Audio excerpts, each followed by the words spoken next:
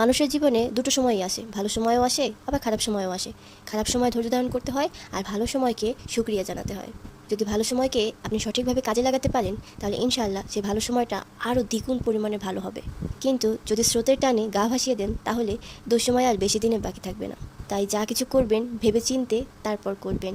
মানুষ তো কথা বলবেই, লোকের কথায় যদি আপনার নিজের কাজ বা কর্ম যদি বন্ধ করে দেন, তাহলে দিন শেষে ক্ষতিটা আপনারই হবে। তাই যে কাজই করুন না কেন, কাজ করার আগে অন্তত কমপক্ষে 10 বার হলেও চিন্তা করে তারপরে কাজ করুন। ভাবুন কাজটাতে আদৌ আপনার কোনো উপকার হচ্ছে কিনা, কিংবা কাজটার দ্বারা আপনি ভবিষ্যতে কোনো কিছু করতে পারবেন কিনা।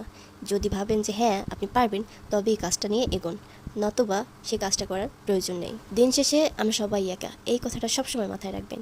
কেউ কারোর জন্য পথ খুলে দেবে না, অর্থাৎ কেউ এসে আপনাকে বলবে না যে চলুন আপনার জীবনটা আজ থেকে আমি নিজের দায়িত্বে গুছিয়ে। জীবনটা আপনার, ইচ্ছাগুলো আপনার, স্বপ্নগুলোও আপনার, তাই সেগুলো পূরণের দায়িত্ব শুধুমাত্র আপনার। মানুষ যা পারে সেটা হচ্ছে আপনাকে নিয়ে হাসাহাসি করতে, প্লাস আপনার কাজ যাতে বিঘ্ন বরাবরের জন্য সেই চেষ্টাটাই করতে। তাই কখনো নিজের কাজকে ছোট করে দেখবেন না, এবং অবশ্যই সময়ের মূল্য দিন। ইনশাআল্লাহ একদিন আপনার জয় সুনিশ্চিত হবেই।